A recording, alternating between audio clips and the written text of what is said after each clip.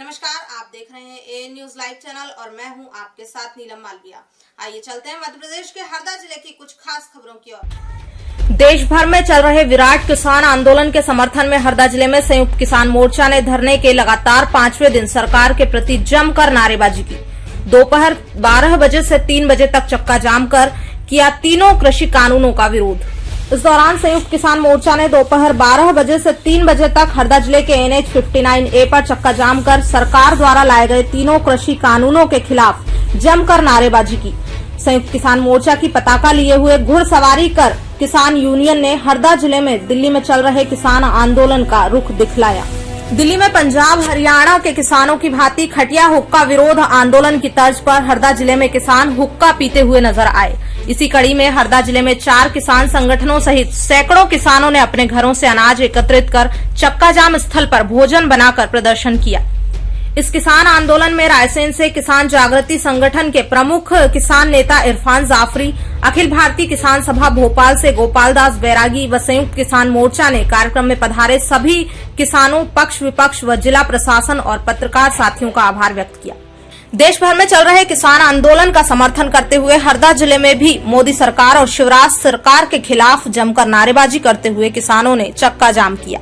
कार्यक्रम में नर्मदा बचाओ अभियान की प्रमुख मेघा पाटकर ने शामिल होकर किसानों को संबोधित किया। उन्होंने कहा कि मोदी सरकार द्वारा लाए गए काले कानून कृषि का निजीकरण करने के लिए है, जो कि कृषि प्रधान देश के लिए घातक है। संयुक्त किसान मोर्चा ने आज निर्णय लिया है कि अनिश्चितकालीन धरना आज हरदा जिले में समाप्त किया जाएगा और संयुक्त किसान मोर्चा दिल्ली के आह्वान पर देश की राजधानी दिल्ली में चल रहे आंदोलन के लिए कूच करेगा। नहीं चलेगी, नहीं चलेगी। काले कानून वापस लो, वापस लो, वापस लो। काले कानून वापस लो, वापस लो, वापस लो। काले कानून वापस लो।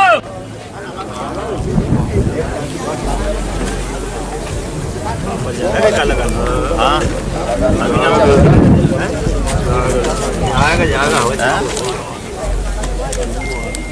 लड़के वो लग जाओ यार।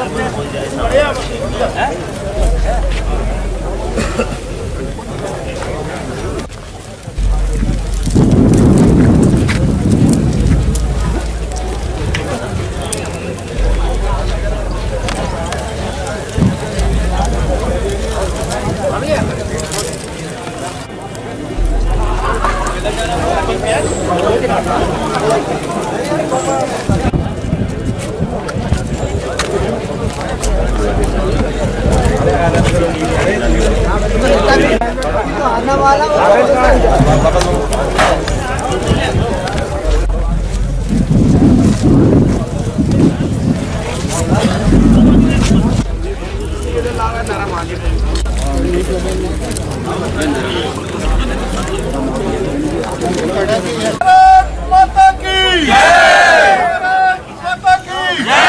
जय जवान, जय किसान, जय जवान, जय किसान। काले कानून वापस लो, वापस लो, वापस लो। काले कानून वापस लो, वापस लो, वापस लो। काले कानून वापसी काले कानून वापसी के लिए जो संयुक्त किसान मोर्चा है और राष्ट्रीय स्तर पर जो आह्वान किया गया था कि आज 12 बजे से 3 बजे तक संपूर्ण भारत में चक्का जाम किया जाएगा, उसी के तहत हमने भी आज हरदा जिला मुख्यालय में एक जगह पर यहाँ पर रखा है चक्का जाम। कृषि मंत्री बोले काले कानून में काला क्या है? प्लास्टिक। कृषि मंत्री ये बताएं कि उसमें सफेद क्या है, और अगर उसमें कुछ भी काला नहीं है तो राज्यसभा में जिस तरह से उसको पारित कराया गया, और ये सबने देखा, ये इंटरनेशनल लेवल पे मीडिया ने कवर भी किया है कि किस तरह सदस्य राज्यसभा में सांसद बोलते रहे कि वी आर हियर, लेकिन राज्यसभा के चेयरमैन ने वहाँ सरेआम बेईमानी की। तो किस तरह से राज्यसभा में बिल को पारित कराया गया। अगर इसमें कुछ भी सफेद होता तो संसद में बेईमानी नहीं होती। चक्का जाम के बाद अगला कदम क्या होगा? अब अभी हमारा चूंकि ये भी यहाँ पे भी संयुक्त किसान मोर्चा है, बहुत सारे संगठन है, आपस में बैठेंगे, बात करेंगे और अगली रणनीति बनाएंगे क्या करना है। हमारा जो उद्देश्य है वो है दिल्ली में चल रहे आंदोलन को यहाँ से अपना आंदोलन करके समर्थन देना।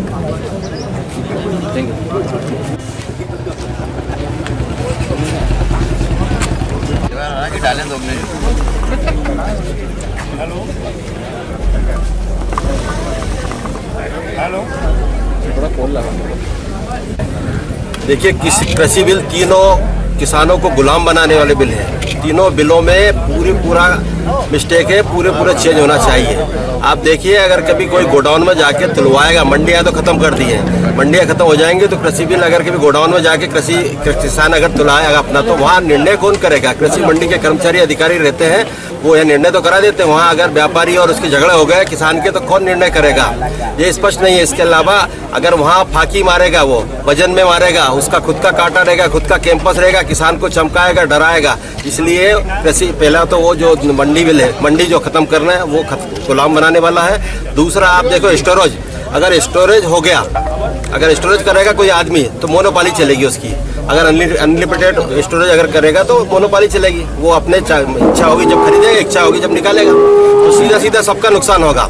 इसके साथ तीसरा, किसान को जो किराए पे देने की बात आ रही है, तो किराए पे देने में 5 साल के लिए देगा तो उसके कल्टीवेटर, ट्रैक्टर, सीड ड्रिल सब सड़ जाएंगे 5 साल में। जब 5 साल बाद अगर वो खेती करना चाहेगा तो कहाँ से लाएगा वो? अब 20 लाख का पैसा कहाँ से लाएगा? जब उसके पास रहेगा ही नहीं तो फिर वो सीधा खत्म हो जाएगा और वो व्यापारी ले जाएगा उसको खेती को। और उसके ऊपर भी आपने लोन का कर दिया कि लोन ले सकता है व्यापारी। तो इस तरह के तीनों में साइड में बता रहा हूँ, बहुत लंबा है लड़की है, साइड में तीनों गुलाम बनाने वाले हैं और नुकसान करने वाले हैं कि किसान के हित के बिल्कुल नहीं है, ये व्यापारी को, उद्योगपति के हित के। और मेरा तो एक कहना और है कि ये जो हरदा में व्यापार हो रहा है, ये व्यापार भी बंद हो जाएगा। जब माल में बेच के अगर किसान आएगा और वो रुक्का पकड़ा देगा वहाँ से अडानी और अंबानी कि जाओ हमारे माल में से सामान खरीदो, तो वो वहाँ जाके सामान खरीदेगा और सामान खरीदने के बाद 20,000 का माल बेचा उसने, यहाँ आया सामान खरीदा, 18,000 का सामान खरीद लेगा, 2,000 नगद देकर रवाना कर देगा। ये छोटे व्यापारी भी खत्म हो जाएंगे। आपके हिसाब से कृषि कानून रद्द होना चाहिए, संशोधन होना चाहिए? रद्द होना चाहिए। तीनों संशोधन लायक कुछ है ही नहीं ना उसमें, सीधा रद्द ही होना चाहिए। शासन बोला 1.5 साल तक होल्ड पे रखेंगे। ये शासन नहीं बोल रहा है, सुप्रीम कोर्ट ने बोला है, स्थगित किया है। पर सुप्रीम कोर्ट और लोकसभा ये दोनों अलग अलग है। लोकसभा जो संविधान पास करती है वो सुप्रीम कोर्ट पालन कराती है। सुप्रीम कोर्ट उसको बदल नहीं सकती है, न बदल पाएगी। वो लोकसभा में बदलना पड़ेगा या राज्यसभा में पास कराना पड़ेगा, दोनों में पास। तो एक मान के एमएसपी अगर लिख के दे रहे हैं तो फिर दिक्कत क्या है भाई? एमएसपी अभी एमएसपी चल रही, कौन सी खरीदी हो रही है? एमएसपी गारंटेड लिख के दे रहे हैं ना, गारंटेड अभी भी एमएसपी दे रहे हैं ना। एमएसपी कहाँ हो रही खरीदी बताओ? एमएसपी में कुछ चीजों को फिक्स करे ना, एमएसपी फिक्स का कर रहे हो। एमएसपी को लागू करने के लिए संविधान बनाया और उसमें अपराध बनाए, उसमें अपराध माना जाए अगर सब उसका उल्लंघन करते हैं एमएसपी में, तो समझ में आता है। लिख के तो 50 चीजें दे चुकी है पर पालन कहाँ हो रहा है? एक लास्ट सवाल आपसे कि आप बतौर कांग्रेस नेता के रूप में है, संयुक्त मोर्चा के सदस्य के रूप में? नहीं, मैं हूँ किसान के रूप में यहाँ बैठा हूँ। मैं किसान हूँ, रजिस्टर में मेरी एंट्री देख ले, मैं किसान के रूप में बैठा हूँ। सभी विपक्षी दल समर्थन कर रहे हैं, संयुक्त मोर्चा का हम समर्थन कर रहे हैं और आज यहाँ बैठा हूँ, किसान के रूप में बैठा हूँ। मैं किसान हूँ, मेरी खेती है, जमीन है, अगर चाहिए तो सब प्रूफ दे सकता हूँ। जय जवान जय किसान।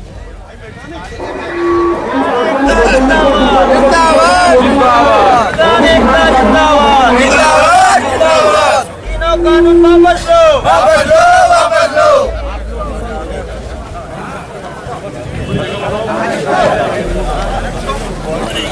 लड़ेंगे जोरों से, हम लड़ेंगे जोरों से। जय किसान, जय जवान, जय किसान। दिल्ली में किसान आंदोलन चल रहा है, उसको लेकर जो रूपरेखा तैयार की गई किसान आंदोलन के लिए संगठन द्वारा, उसको लेकर आपकी क्या राय है? देखिए, दिल्ली में जो भी हुआ, आंदोलन की शुरुआत से लेकर 26 जनवरी वाले जिसको इन लोगों ने कहा तिरंगे का अपमान हुआ और किसानों ने देशद्रोह का काम किया, जिस तरह से मोदी सरकार ने एक बेहद देशभक्त किसान कमेरी कौमों जो दिल्ली के आसपास के क्षेत्र में रहती है और बेहद बहादुर कौम, इनका इतिहास रहा है और इस कौम को डील करने में मोदी जी से चूक हो गई बहुत बड़ी। और ये इसके लिए मैंने उनको 2 महीने पहले चेताया भी था कि ये वो कौम है जो मुगलों और अंग्रेजों से लड़ी हुई कौम है। इस कौम को छेड़ना मोदी जी आपको बहुत भारी पड़ेगा। मोदी जी क्या गलती है इसके अंदर कि लोकतंत्र की खूबसूरती आंदोलन जरूर, पर 26 जनवरी घटना को आप कैसा देखते हैं? 26 जनवरी की घटना के लिए मोदी जी की सरकार जिम्मेदार है। किस तरह से सुबह 8 बजे से किन उनके लोगों को वहां अंदर घुसाया गया, दीप सिद्धू किसका आदमी था, कैसे लाल किले तक पहुंचे, लाल किले पर सिक्योरिटी डिप्लॉयड थी, वो कहाँ गई थी? किसानों का जो रूट दिया गया था उनको मिस रूट क्यों किया गया? जब उनको नजफगढ़ की तरफ जाना चाहिए था तो सामने के रास्ते क्यों खोले गए? बैरिकेड गलत जगह पर क्यों लगे हुए थे? किसान आंदोलन मुद्दे को लेकर किया गया था, पर तिरंगे का अपमान क्या आप उसको सहन करें? किसने तिरंगे का अपमान कर दिया? लगाएगा? और कौन सी सरकार है ये सरकार भारतीय जनता पार्टी की सरकार है जो आरएसएस का एक अंग है। आरएसएस तो खुद ही तिरंगे को मान्यता नहीं देता, वो तो जनगण मन को भी मान्यता नहीं देते। उन्होंने कभी तिरंगे का सम्मान नहीं किया। वो कहाँ तिरंगे का सम्मान करते हुए? ये सरकार कैसे कह सकती है कि तिरंगे का अपमान हुआ है? क्या ये आंदोलन पूरे देश के संगठनों का आंदोलन है? जी हाँ, ये देश के सारे जो सच्चे किसान हितैषी संगठन हैं वो इस आंदोलन में साथ हैं और पूरे देश का किसान खड़ा हुआ है। पर उल्टी खबर है कि 400 संगठनों में 35 से 40 संगठन ही है, वो भी पंजाब और हरियाणा के ज्यादा बिलोंग कर रहे हैं। देखिए ये भी अब आप लोग तो पत्रकार हैं, आप लोग सब जानते हैं कि आप कितने अच्छे से सब लोगों ने निकाल भी लिया, कितने फर्जी संगठन खड़े किए गए, रातों रात संगठन बन गए जो सरकार के समर्थन में खड़े हो गए। अब ये भाजपा जैसी पार्टियां हैं ये तो करती हैं, इनका काम ही है इस तरह का प्रोपोगेंडा करना, क्योंकि ये उनको आंदोलन दबाना था। एक्चुअली क्या है, ये कृषि कानून क्यों है? कृषि कानून तो है ही नहीं। किसने बोला कृषि कानून? भाई ये तो ट्रेडिंग पर कानून है ना, ट्रेडिंग पर कानून है जो किसानों को तबाह कर देगा, बर्बाद कर देगा। क्या आप राकेश टिकैत के समर्थन में दिल्ली कुछ करेंगे? बिल्कुल करेंगे। अब मैं 2 बार दिल्ली होके आया हूँ। मैं गाजीपुर बॉर्डर पे भी था, मैं टीकरी बॉर्डर पे भी था। मैं 8-10 दिन इकट्ठा रहकर आया हूँ और अभी फिर जाऊँगा, फिर खड़े होंगे वहाँ पर जाकर। उस आंदोलन को लेकर हरदा में जो आंदोलन हो रहा है, क्या समानता क्या है? देखिए, हरदा आप जानते हैं कि हमारे प्रदेश के एक ताकतवर मंत्री जी का क्षेत्र है। अब आप जानते होंगे कि यहाँ किसी का भी खड़ा होना कितनी हिम्मत का काम है, उन विरोध करना। एक आदमी की सर्विलांस की जाती है, कौन क्या बोल रहा है, कितने लोगों की फोटो आई, हर चीज पर हरकत रखी जाती है। फिर उसके खिलाफ जो भी षड्यंत्र किए जाएंगे। कृषि मंत्री जी ने सद्बुद्धि के लिए प्रार्थना करी, उपवास रखा आप लोगों के लिए, तो आपको उसका रिएक्शन क्या दे सकते हैं? कृषि मंत्री जी से एक दिन पहले हमने उपवास रखा था, कृषि मंत्री जी को सद्बुद्धि आए इस बात के लिए। कृषि मंत्री जी जब उपवास कर रहे थे तब हम अपना उपवास खोल रहे थे और मां नर्मदा मैया के वो भक्त हैं, लेकिन मां नर्मदा मैया ने उनको चेतावनी दी कि मंत्री जी यहाँ पर आकर झूठ मत बोलिए, इसीलिए उनकी नाव बीच नर्मदा मैया में डूबते डूबते बची। वो अगर वो नहीं होते तो बचते ही। निवेदन करूंगा कि जो भी आई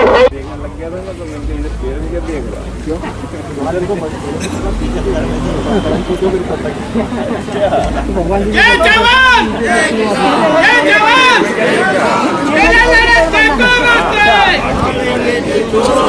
मेरा लड़ते को रोते, जय जवान, जय किसान, जय जवान, जय किसान। हम अपना अधिकार मांगते, हम अपना अधिकार मांगते, नहीं किसी से भीख मांगते। जय जवान, जय किसान। दूर दूर के गांव पधारे हैं, उन सभी का बहुत बहुत धन्यवाद।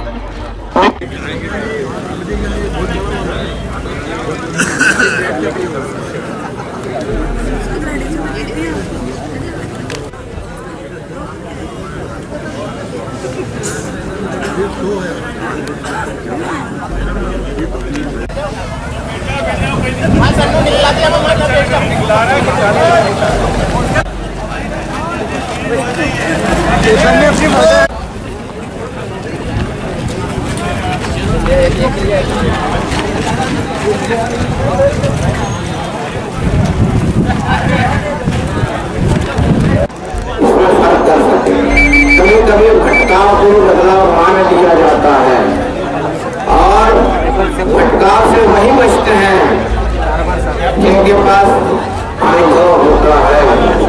मेरे पास अनुभव था, मैं किसी को आपको बदलाव करने आया हूँ। मैं एक कॉन्फ्रेंस में दिल्ली गया था, उस कॉन्फ्रेंस में मुझे एक पत्रक मिला था। उस पत्रक के लेखक ये क्या बैठे के बाद उसकी जो प्रस्तावना है वो लिखी है पूर्व प्रधान न्यायाधीश उच्च न्यायालय बॉम्बे एवं कलकत्ता मोहित एस शाह। सबसे पहले मैं उस प्रस्तावना को पढ़ देता हूँ ताकि आप लोग समझ सके कि इस न्यायाधीश महोदय ने, जरवानी महोदय ने किसानों को अपना मार्गदर्शन दे करके जिस तरह से हम लोगों पर उपकार किया है उसको हम सम्मान दें। लिखा है sympathy and says, I am sorry.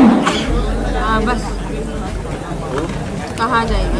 Competition seen and says, I will help. अंग्रेजी की लोग इसका अर्थ निकालें। प्रस्तुत ग्रंथ अजय तलहार जी की दयालु दृष्टि उच्च बिंदु है। किसानों की आत्महत्या बढ़ते पहाड़ों को देखकर काफी दुख महसूस होता है और काफी वेदना होने के बाद हम कुछ नहीं कर पाते। अजय जी तलहार ने ये जो डॉक्यूमेंट लिखा है, अजय तलहार ये बॉम्बे उच्च न्यायालय के प्रैक्टिशनर हैं। इन सभी सवालों और समस्याओं का हल प्रस्तुत ग्रंथ विवेचन पूर्ण चिंतनीय तथ्यों को प्रस्तुत किया है।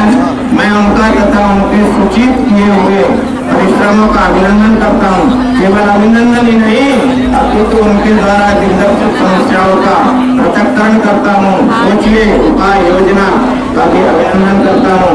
फिलहाल खेती के उत्पादन कम होने के कारण धरती माता की असमान धारणा, अनिश्चित बीजों का स्तर तथा स्वाद आदि के कारणों से खेती का उत्पादन घट गया है।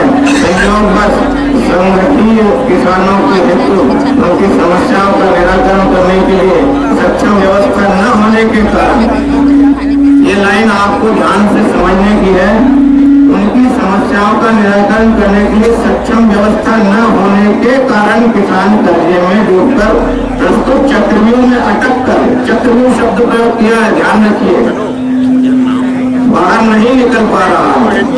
ये चक्रव्यूह ये कौन कह रहा है? न्यायाधीश कह रहा है। श्री तलहार इन्होंने खेती के मालों को रोज भाव जैसी मूलभूत मुद्दों के लिए रोज खेती माल भाव न्यायाधिकरण स्थापित कर लंबित समस्याओं का निराकरण हेतु उचित सुझाव प्रस्तुत किया है। ऐसी महत्वपूर्ण सूचनाएं उन्होंने अभिव्यक्त की हैं। मुझे ऐसा महसूस होता है कि उन्होंने सुझाया गया उपाय योजनाओं की ओर से प्रशासन सकारात्मक दृष्टिकोण से देखेगा। अब इसका वाचन करने में थोड़ा समय लगेगा, लेकिन ये आप लोगों के लिए बहुत कीमती साहित्य है, क्योंकि कानून में ही यदि कमी है तो किसान संरक्षण मैंने कहा जाएगा। जमीन छेद है तो बच्चों को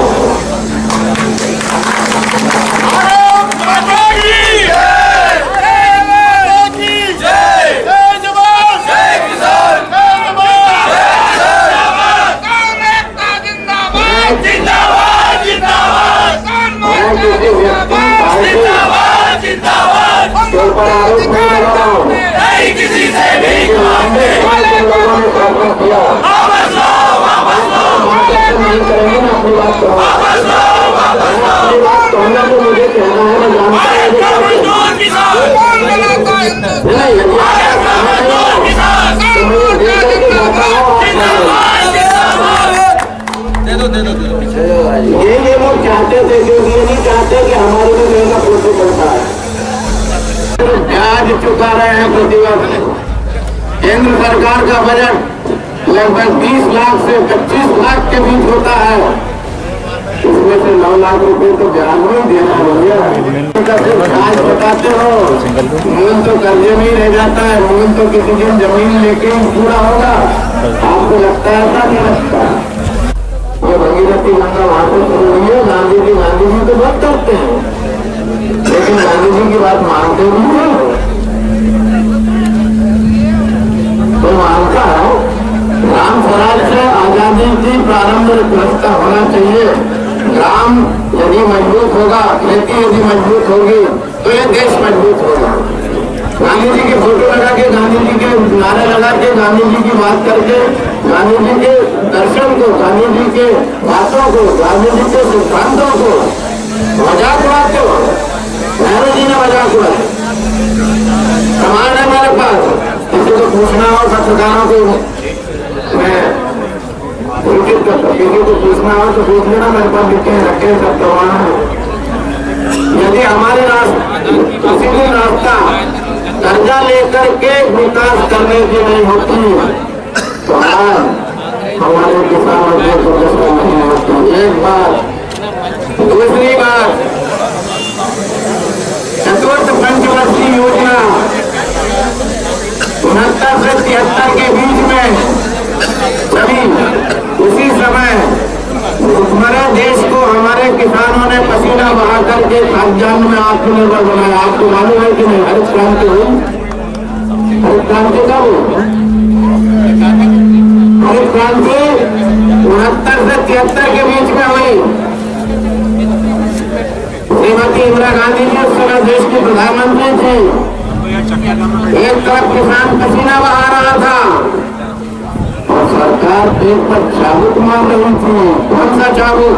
प्रमाण देंगे। विषेपन प्रमाण देता हूँ।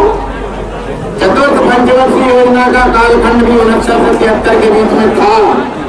चतुर्थ पंचवर्षीय योजना के प्रारूप में यह लिखा हुआ है, यदि किसानों को उनकी उपज का लागत शून्य किया जाएगा, यदि किसानों को उनकी उपज का लागत शून्य किया जाएगा तो देश की अर्थव्यवस्था चरमरा जाएगी। कौन कह रहा है? नेहरू जी की बेटी कह रही है। अभी नेहरू जी के पोते राज कर रहे हैं और वो हमारे साथ कहें तो पोते मामा सह जाना इसलिए आया हूं ना। हमारे जो उस पार्टी में काम कर रहा है, भैया लाइट क्यों काट दी? कोई गड़बड़ी आ गई क्या? हाँ, गड़बड़ी।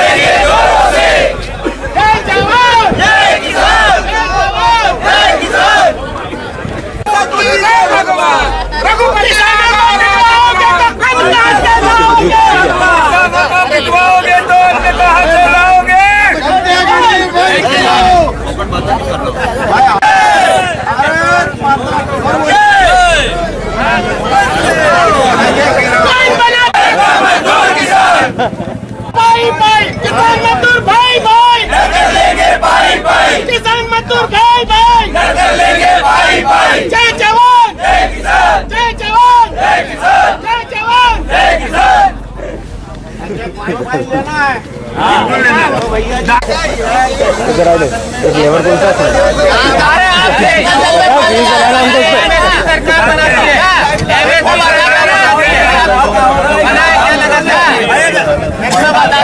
सरकार बनाती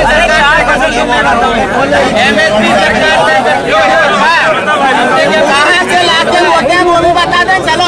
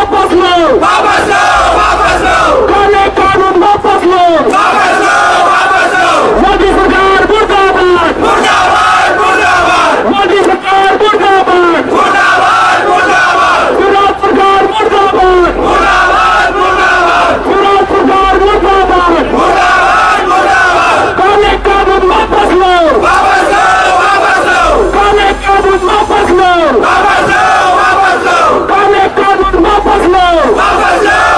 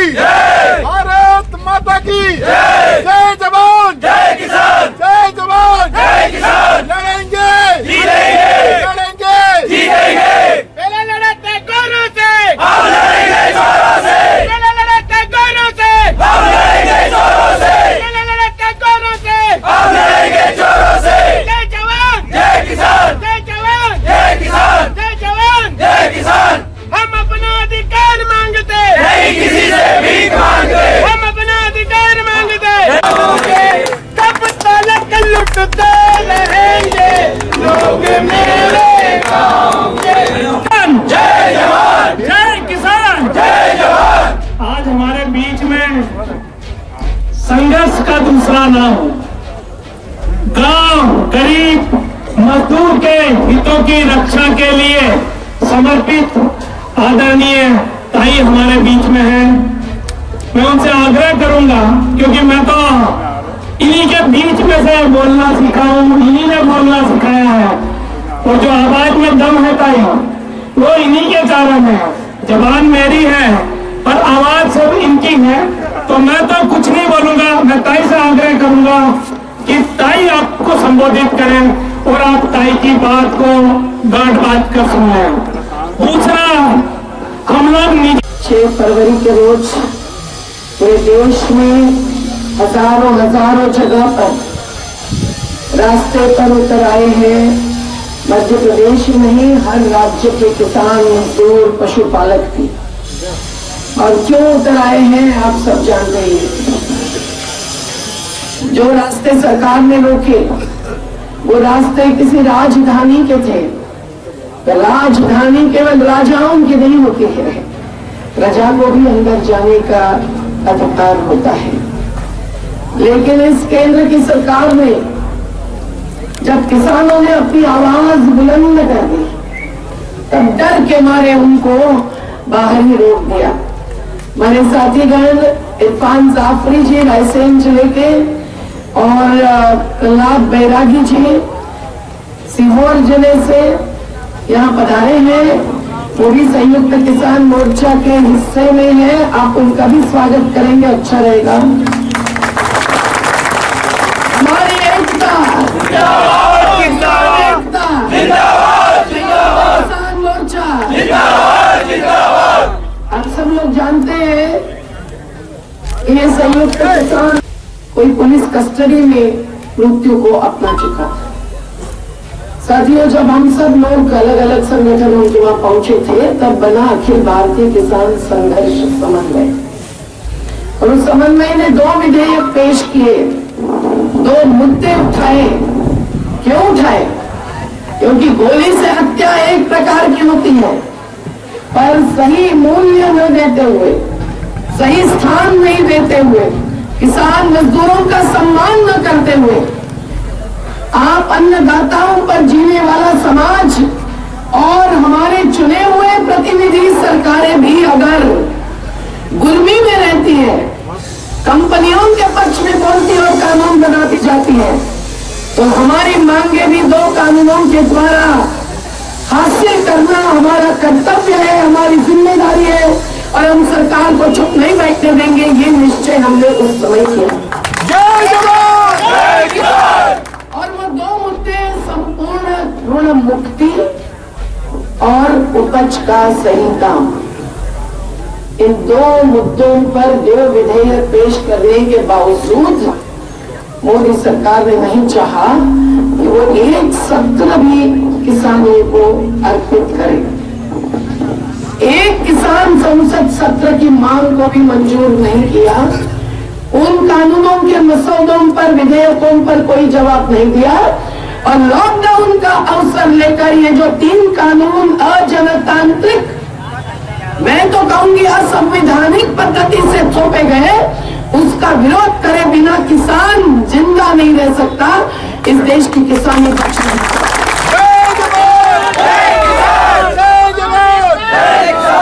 आप समझ सकते हैं कि इस देश ने अब जो संविधान में बातें रखी हैं, समता, न्याय की, सर्वधर्म समभाव की, वो सब को कुचला जा रहा है।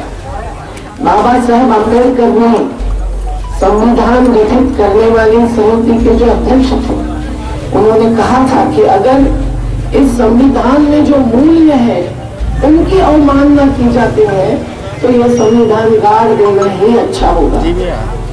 आज बिल्कुल यही हुआ है, और उसमें सबसे महत्व का मुद्दा है गैर बराबरी का।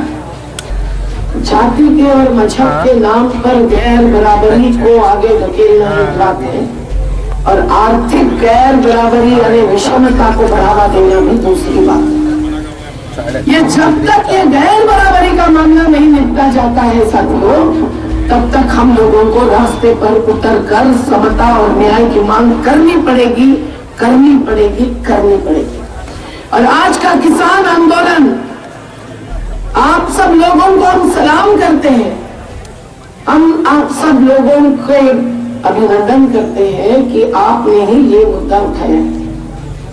हम लोग तो जातिवाद और धर्मता के खिलाफ तो है ही, इसलिए है क्योंकि इंसानियत के पक्ष में है। किसान आंदोलन ने ये जो गैर बराबरी का मुद्दा उठाया है, वो तो बिल्कुल ही आम जरूरत का मुद्दा है।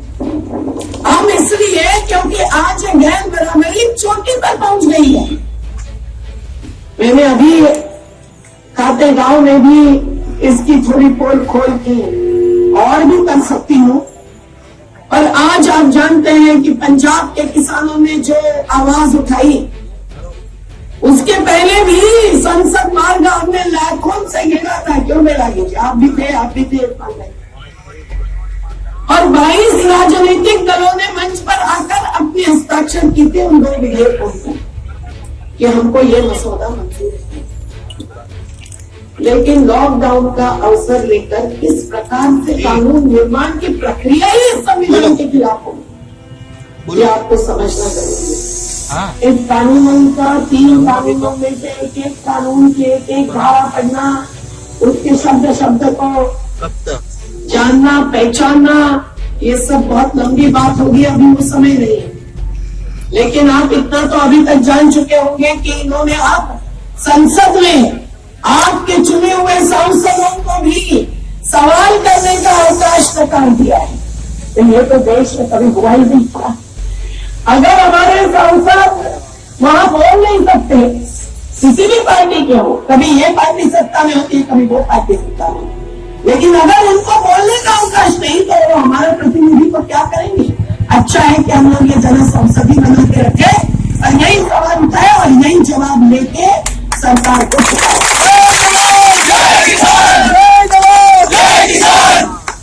आप जानते हैं कि राज्यसभा के कई सांसदों को बाहर आकर बैठना पड़ा, बहस का समय नहीं दिया। ये क्यों? क्योंकि आज केंद्र में बैठी हुई सरकार जान चुकी थी कि अगर बहस हुई तो पूरा देश जो काले बक्से में देखता है बहस आजकल, वो समझ जाएगा कि इन कानूनों में क्या है और क्या नहीं है। इसीलिए उन्होंने वोट टाल दिया। लेकिन संविधान के खिलाफ जो दूसरी बात इन्होंने की है वो तो अहम बातों की। आप जानते होंगे संविधान में जो अनुसूचियां हैं, उसमें से 7वीं अनुसूची में कौन से मुद्दे पर केंद्र कानून बना सकता है, कौन से मुद्दे पर राज्य कानून बना सकता है, कौन से मुद्दे पर दोनों मिलकर कानून बना सकते हैं, या दोनों अपने अपने कानून बना सकते हैं, कोई परस्पर विरोधी तो नहीं हो सकते। तो अमल होगा कैसे? ये बातें दी हुई है, इसलिए आज मैं ये हाथ में लिख के बात करती हूँ। कोई अगर चुनौती देगा, कोई पत्रकार हो कि मित्र हो, तो ये आकर मुझे पढ़ के बताए। तो राज्य की सूची में कृषि मुद्दा नंबर क्रमांक 14, एडवोकेट भी हम बैठे हैं, ये होते हुए भी इन्होंने अपने हाथ में सब कुछ लिया। आपको अभी समय नहीं है कहने का, लेकिन शिक्षा भी उन्होंने अपने हाथ में ली है। 5600 आदिवासी क्षेत्रों की स्कूलें समझने बंद कर दी है। आप समझिए कि केंद्र की नीति क्या है और नीयत क्या है। बस निजीकरण की नीति है, जैसे अभी सिद्धार्थ भाई ने एक शब्द ने कहा। ये निजीकरण मतलब क्या? आप भी खेती निजी रखते हैं, आपका भी निजी अधिकार है। ये केवल निजीकरण मतलब सरकारी विरुद्ध निजी नहीं है, ये है प्रकृति पर जीने वाले लोग विरुद्ध पूंजी और बाजार पे जीने वाले लोगों के बीच का संघर्ष। और ये जो बड़ी कंपनियां हैं, केवल छोटे छोटे उद्योग नहीं, जीएसटी से हैरान हुए व्यापारियों की बात हम भी समझते हैं, लेकिन जो बड़ी कंपनियां हैं जो एक एक जिला खरीदने की ताकत रखती है, उन सब की पूंजी का निवेश ये मानते हैं कि उसी पर देश खाता है, पीता है और जीता है। तो मैं हरदम कहती हूँ कि इनको एक कमरे में बंद करो, बहुत सारे डॉलर्स भी दे दो, केवल रुपए नहीं, और कहो कि जियो, जियो सिम नहीं, जियो या मरो। तो ये क्या जिएंगे कि मर जाएंगे? तो आप अगर नहीं होंगे, आपकी खेती नहीं होगी, आपका अन्न का दातृत्व नहीं होगा, तो पूरा देश इंसानियत मर जाएगी। आज साथियों, ये गैर बराबरी की क्या कमाल हुई है, ये आप समझिए।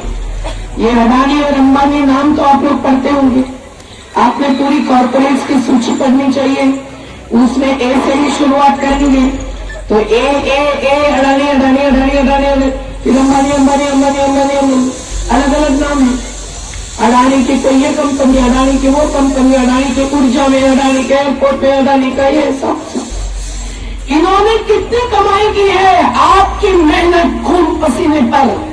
आपकी मतलब केवल जमीन मालक किसानों की नहीं, ये भी मैं स्पष्ट करना चाहती हूँ। यहां मुझे ज्यादा खेत मजदूर नहीं दिखाया, और आपने उनको भी साथ में लेना जरूरी है। ये किसान मजदूर एकता की बात है साथियों, यानी मिट्टी के साथ जो खेलती है वो महिला। तो आप ये तो नहीं कह सकते कि हमारे घर की महिलाओं का कोई होता नहीं है, इनको क्या जरूरत है घर में आने की। हर खेतीहर के घर की महिला, परिवार जन जब अपना खून पसीना बहाते हैं तब जाकर अनाज उपजता है, मजदूर भी लगता है तब अनाज उपजता है, और उससे पेट भरता है ना। लेकिन कोई परवाह नहीं है, आज इस देश की अर्थव्यवस्था में कोई स्थान नहीं है, कोई सम्मान नहीं है। अगर होता तो ये कैसी बात होती कि हर 17 मिनट में एक किसान आत्महत्या कर रहा है इस देश में, और गौतम अडानी नाम का एक व्यक्ति का परिवार हर रोज 384 करोड़ रुपए की कमाई कर रहा है। ये कैसे होता कि मुकेश अंबानी एक उद्योगपति रोज की कमाई 1045 करोड़ बताई जाती है। ये कैसे होता कि पिछले 6 साल में इनकी संपत्ति की कीमत 6 गुना बढ़ गई। ये कैसे होता कि मुकेश अंबानी के रिलायंस रिटेल ने इस देश के 7,000 छोटे बड़े शहरों में 11,700 दुकान खोल के रखी है। कौन सी दुकान? इनके कंपनी के प्रोडक्ट्स की नहीं, आपके उद्योगों के उपज की। खेती भी कहे तो एक उद्योग है, लेकिन केवल पूंजी और बाजार पर निर्भर नहीं है, प्राकृतिक संसाधन और मनुष्य शक्ति पर निर्भर उद्योग है, जिसके उद्योगपति आप होते हुए आपको न सही दाम है न सही स्थान है। और इसलिए साथियों, ये गैर बराबरी अब चोटी पर पहुंचने के बाद लॉकडाउन में फिर भी इनकी मुनाफाखोरी बढ़ाने के पक्ष में जब ये 3 कानून लाए गए हैं, तो इसका विरोध अगर नहीं करेंगे तो जो शिक्षा और स्वास्थ्य में हुआ है, गरीब को एक मल्टी स्पेशलिटी हॉस्पिटल में जाकर अपनी दवा और बीमारी के ट्रीटमेंट देना संभव नहीं है। ये देते हैं कोई ये कोई वो, दान धर्म करते हैं स्वास्थ्य के नाम पर, आयुष्मान कहते हैं, लेकिन वो तो 3 दिन में भी खत्म होता है 5 लाख रुपए। सभी के हाथ में कार्ड नहीं मिलता है। पर ये सब क्यों हो रहा है? क्योंकि सरकार आज अपनी जिम्मेदारी जो संविधान ने उनको दी है, हर नागरिक की बुनियादी जरूरतें पूरी करने की पर जा रही है सब कमाई, और सरकार की तिजोरी खाली हो रही है। इसीलिए सरकारी स्कूलें चलाने की क्यों बुनियादी परिवर्तन लाने वाला आंदोलन मानते हैं। ये 3 कानून इस चीज के प्रतीक है कि अब बचा हुआ खेती का क्षेत्र भी एक कॉर्पोरेट के हाथ में सौंपना चाहते हैं। ऐसा नहीं कि कॉर्पोरेट बिल्कुल अंदर नहीं आए, बीज खाद एक एक चीज की लागत बढ़ती जा रही है और उनके हाथ में गया है। जैविक खेती खत्म करते हुए जीएम फूड्स को बढ़ावा क्यों मिला है? ये लोग बीज पैदा करते हैं, वही कंपनियां कुछ 30-40 वही अपना खाद और अपनी पेस्टिसाइड्स, अपनी दवाइयां करती हैं। इनका एक गठबंधन होता है। इस सबकी पोल खोल वंदना शिला जैसे रिसर्चर ने, शोधकर्ता, महिला ने, बहुत सारे अभ्यासक, अर्थशास्त्री सबने की। आज ये 3 कानून उनसे कदम और आगे बढ़ाने का जो षड्यंत्र है वो अति भयावह है। और इसको जब से समझा है तब से पंजाब में सबसे ज्यादा आवाज उठी, पर केवल पंजाब में नहीं उठी, कन्याकुमारी से कश्मीर तक उठी। आज संयुक्त किसान मोर्चा में हर राज्य के प्रतिनिधि हैं और हर राज्य में आंदोलन चल रहे हैं। आज के रोज रास्ते पर केवल खातेगांव और हरदाई नहीं, राज्य और जिले में लोग बैठे हुए हैं। क्यों? ये कह रहे हैं कि मंडियों में बर्बादी है, मंडियों में भ्रष्टाचार है, मंडियों में ये नहीं है, वो नहीं है। किसने मना किया था सरकार को मंडियों की संख्या बढ़ाने से? किसने मना किया था मंडियों में रात भर जो किसान अपनी गाड़ियां लगाकर जागते हैं उनको जरा रहने की व्यवस्था करने से? केवल अतिथि वहाँ बैरिकेड लगा दिए और दीप सिद्धू जैसे व्यक्ति ने अंदर आकर कुछ 3-4 दिन बैठकर कुछ युवाओं को साथ में लेकर लाल किला पहुंचने का किया। जो हम लोग 150 किलोमीटर दूर राजस्थान हरियाणा की सीमा पर थे, हमारे ऊपर इस हिंसा के आरोप में 307 तक की धाराएं लगाकर झूठे FIR दाखिल किए, जो फर्स्ट इन्फॉर्मेशन नहीं, फेक इन्फॉर्मेशन रिपोर्ट है। तो ये सब जो साजिशें चली हैं, अभी उनके नुमाइंदे अंदर आकर पथराव कर रहे हैं। फिर भी किसान डटे हैं और केवल पंजाब हरियाणा के नहीं, राज्य में आज भी आंदोलन हुआ है और हर बार हो रहा है। 3 कानूनों की वापसी और MSP का कानून, बिजली बिल की भी वापसी, ये हम चाहते हैं। जो 44 कानून श्रमिकों के पक्ष में वापस किए वो हम फिर से लागू करवाएंगे। और इसलिए आज का सफल हुआ चक्का जाम धरना का कार्यक्रम एक प्रकार से देश भर के किसानों की ताकत है। शिवराज सिंह जी चौहान ने मध्य प्रदेश के किसानों को एक करने का जो काम किया उसके लिए हम धन्यवाद देते हैं। और अगर वो छाती ठोक ठोक के ये नहीं कहते कि मध्य प्रदेश के किसान जो है केंद्र सरकार के काले बिलों के जो कृषि गृह कानून के पक्ष में है, तो मुझे नहीं लगता कि शायद पूरे प्रदेश का किसान जो है आंदोलित होगा। मध्य प्रदेश के कृषि मंत्री सुना है हमने कि कुछ यगमग करने गए थे तो संयोग से उनकी नाव वायु फंस गई थी। कोई उनसा यज्ञ कर रहे थे, सद्बुद्धि यज्ञ किसानों को